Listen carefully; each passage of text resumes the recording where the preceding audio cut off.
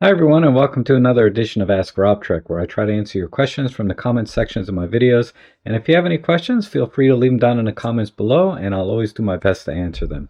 All right, today's question is from Rodney from Brazil, and he asks, to use an analog lens on my Pen F, do I need to do any settings? If so, could you say the sequence in the menu? Sure, no problem. There are definitely some settings in the camera, several settings actually, so that you can get the most out of using adapted lenses. So I'll walk you through that on the Pen F, but I'm going to expand that to the other Olympus models as well. All right, so basically we're talking about adapting vintage lenses like this omsystem 50mm f1.8 to our micro four thirds camera. And to do that, you'll need an adapter, of course, the OM mount to micro four thirds in this case, but they sell many different kinds like Nikon F2, micro four thirds, etc. All right, so before you do anything in the menu, you need to take a note of what kind of lens you're adapting. So you want to look at the focal length. In this case, it's 50 millimeters, and also the maximum aperture. And again, in this case, it's f1.8, because you're going to need this information to set up your camera. Now, the simplest way to get started whenever you adapt a lens is just go into your super control panel, and this will be true for all of the Olympus OM system cameras. Go into your IBIS settings or image stabilization settings, and you should see a line item here where you can change the focal length that you've adapted to the camera. So just click the info button. Oops, let me go back in, click the info button, and then I'll just dial in using the D-pad 50 millimeters. Now, not all cameras have this granularity to the menu. Some of them just jump from 9 to 15 to 20, 25, in which case you would just want to put in the closest focal length available to you. So there's definitely a 50 millimeter fixed length, but if you have a 44.5, say like the Helios, you would put in 45 or 50, whatever's closest, and that will work well enough. Now, two of the most common questions I get are, what focal length do we actually enter into the image stabilization system? Because our cameras have a 2x crop factor, so when I adapt a 50 millimeter lens, I'm actually getting a 100 millimeter field of view. So do I put 100 millimeters into the camera? And the answer is no. Always put in the actual focal length of the lens that you're adapting. So in this case, I would put in exactly 50 millimeters into the image stabilization setting. So for this lens, this is a 200 millimeter f4. I would put 200 millimeters into the image stabilization system. And this lens here is a 35 millimeter f2, so I would put in 35 millimeters. However, with this lens, you might notice I'm actually using a speed booster here, which actually changes the effective focal length of the lens. So I'd have to calculate that and enter that into the IBIS system. So in this case, if you take 35 millimeters and the crop factor for this lens booster or speed booster is I think it's 0.73. So I'd multiply that out and I get effectively 25 millimeter focal length. And that's the focal length I would enter when I'm using something like a speed booster. Now, another common question I get is, what do you enter when you're using a zoom lens? Like this is a 35 to 105 f3.5. And as you're zooming in and out, you change the focal length. Unfortunately, the camera doesn't know what you're zoomed in or out of, right? So you could be at 35, you could be at 105, and the camera's not going to know the difference. So in that case, I recommend you actually turn off image stabilization whenever you're adapting a zoom lens to your camera. And to minimize camera shake, instead of using the image stabilization system, just use the reciprocal rule for shutter speed. So for example, when I'm shooting at 35 millimeters, I basically want to double my shutter speed to be at least 1/70th of a second. You probably can't dial that in. I'd probably dial in 1/100th of a second. And if I'm zoomed all the way to 105 millimeters, I would set my shutter speed to be at least 1/200th of a second. And that will minimize or substitute the image stabilization via shutter speed. Now, to wrap this part up, the question might be which image stabilization to use when you have your prime lens attached. And some people recommend just using SIS1 or all direction shake IS, because you're not doing a lot of panning and doing sports action photography with a manual lens, right? You're taking your time to focus, etc. And this is generally considered the best mode to use for image stabilization. Um, but if you're not sure, just put it into auto IS and you'll be just fine. Another common question I get is, what is the best shooting mode to use when you're adapting a lens? And again, that's going to depend on whether you're adapting a prime lens or a zoom lens. Now, if you're adapting a prime lens like a 50 or a 45, whatever, aperture priority is generally considered the best mode to use because by design, aperture priority will automatically adjust the shutter speed and or ISO if you're in auto ISO mode to give you the correct exposure without regard to what the aperture setting is or f number. And as you can see, the f number here is blank because we're adapting a lens without any electrical contacts. So the camera will set the exposure for you in aperture priority, generally without any problems. And we'll talk about auto ISO and some other settings later on. Now, if you're going to be using a zoom lens without the image stabilization, I recommend you actually shoot in full manual mode. So remember how I said, like, if you're at 35 millimeters, you want to dial in at least 1/100th of a second. And if you're zoomed out to 105 millimeters, you want to use at least, 1/200th of a second. So to do that, you need to pay attention to a couple of things, though. So put the camera into manual mode, and then make sure you're in auto ISO mode, and you can do that in the menu, and I'll do that later. But just set your shutter speed, for example, to 1/100th of a second, or you can dial in 1/200th of a second, depending on your zoom level. But pay attention to your EV meter. Right now, it's telling me that I'm 3 stops or more than 3 stops underexposed when it's blinking. So what I have to do is dial in a shutter speed or change my ISO until this stops blinking and starts to show me the exposure that I want. Ideally, you want it to go back to 0. So I might be able to do that here. So right now it's showing what, -2.3. So I would need to use a slower shutter speed or a higher ISO. But if the camera is on auto ISO, it would automatically adjust the ISO for me. But I'll just do it manually here. I'm going to dial in until my EV meter reads 0. And now I have the proper exposure at 1/200th of a second. And these are just general guidelines when you're adapting, say, a zoom lens to your camera. And of course, when you're shooting in manual mode, just about anything goes when it comes to exposure settings. But I just wanted to help you get started. If you have to be adapting a zoom lens, the core idea being is you really need to make sure you take control of the shutter speed so that you can minimize camera shake and that type of motion blur. All right, so everything we just talked about, you can pretty much do on any Olympus or omsystem camera and probably other brands as well. So let's dive into now what you can do specifically more on the Pen F for your adapted lenses. And these features are also available on some of the other Olympus cameras like the OM1s and the EM1s Mark II and III, and also the EM5 Mark II, but not the Mark III and not the EM10. And most of the normal pen cameras, you can't do this either. But let's go ahead and dive into the menu and I'll show you what I'm talking about. All right, so let's go into the menu and go down here to the custom menu. And the first place we're going to go is exposure ISO, menu E, and go down here to ISO auto set. I always like to set the upper limit and default to their maximum. So in this case, it's 25,600 or 200. On some Olympus cameras, you're going to be capped at 6,400. And on others, you can go higher than 25,600. But I like to max this out for just a personal choice. I don't mind it going high. I'd rather keep the shutter speeds up. And then speaking of shutter speed, you also have a setting here for lowest shutter speed setting. And generally speaking, you can leave this on auto because it will use the reciprocal rule when you have the focal length entered into the IBIS system.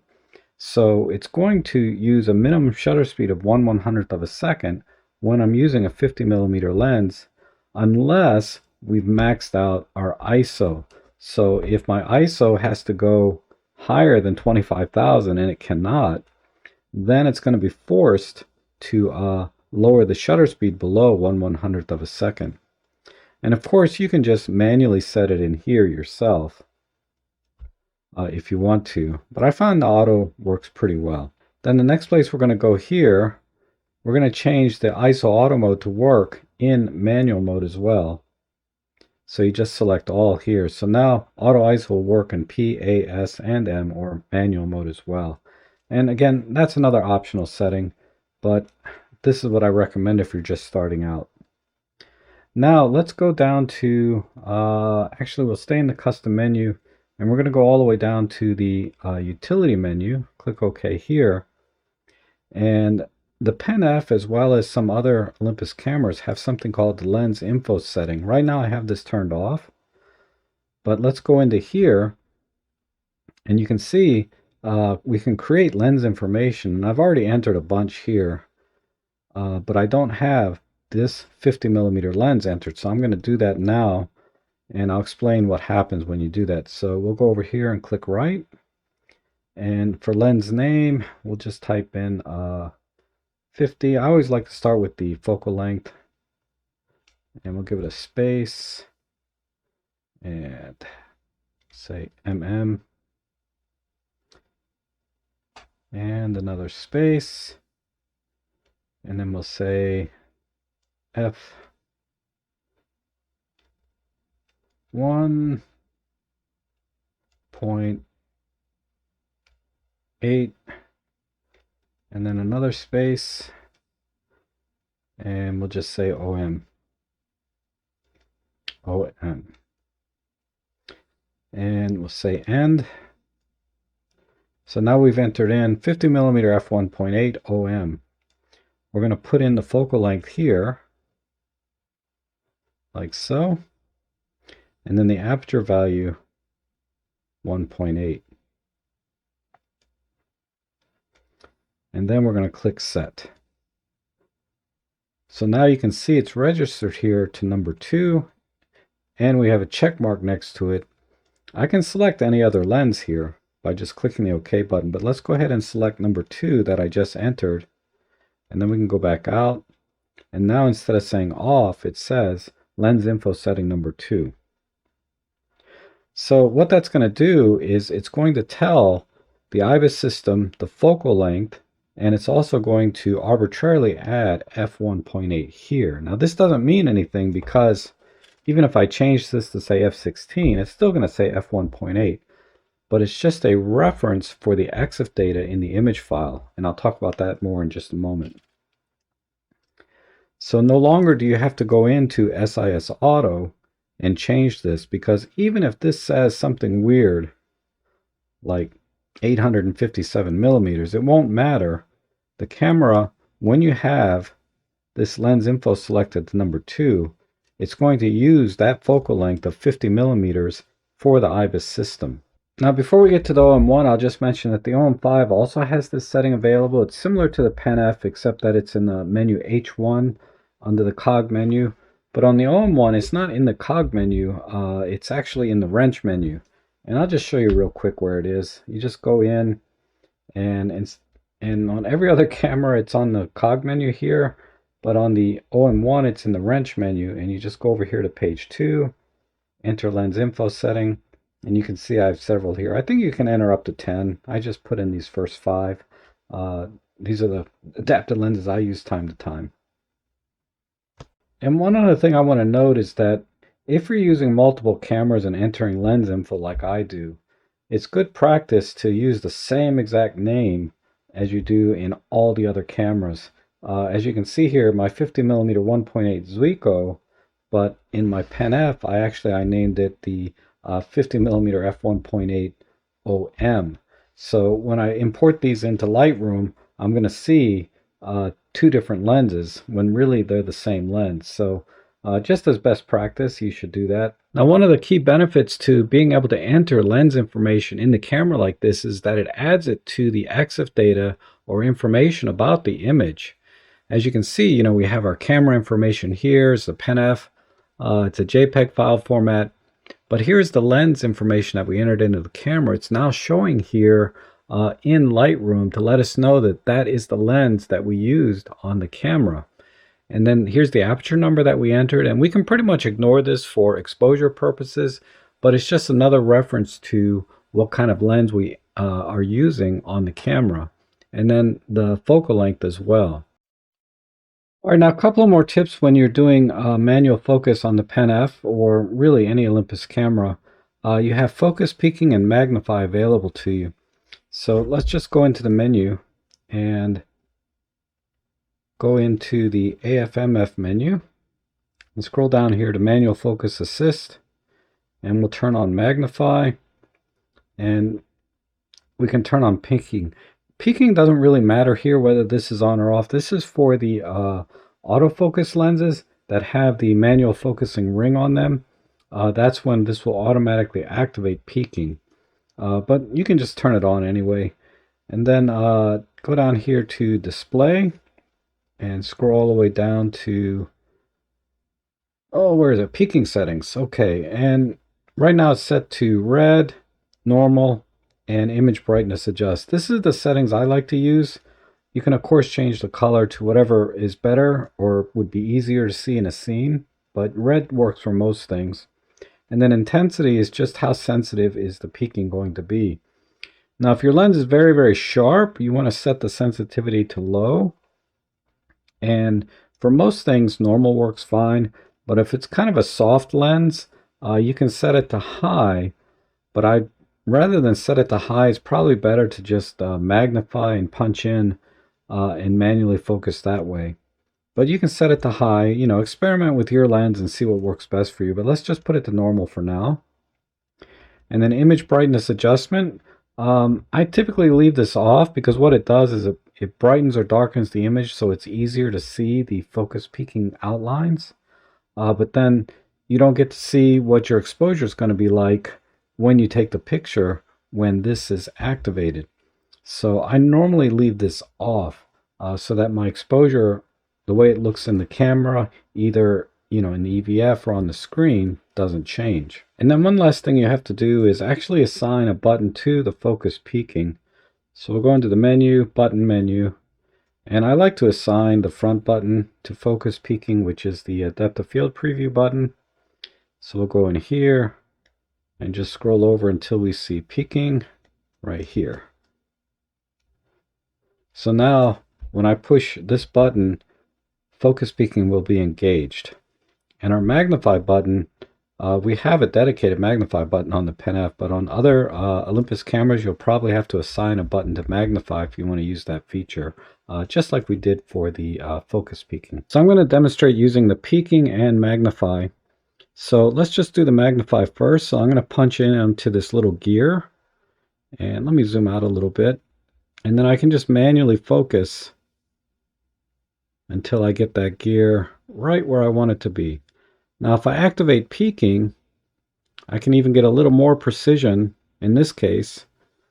So if I want to focus more on the top of this gear, I can do, just dial in the manual focus, or if I want to focus more on the front of this gear, I can dial it in on the manual focus ring this way. So that's basically how focus peaking and magnify works. So generally speaking, if it's a very sharp lens, focus peaking works great. If the lens is kind of soft or has a lot of character to it, you probably want to use the magnify feature instead to really nail that focus. And that's all I have for today. And if you find these videos helpful, consider buying me a coffee or making a donation in the links below, because they help me to continue making videos like this for you, and they are greatly appreciated. So thanks so much for watching, and I hope to see you again soon.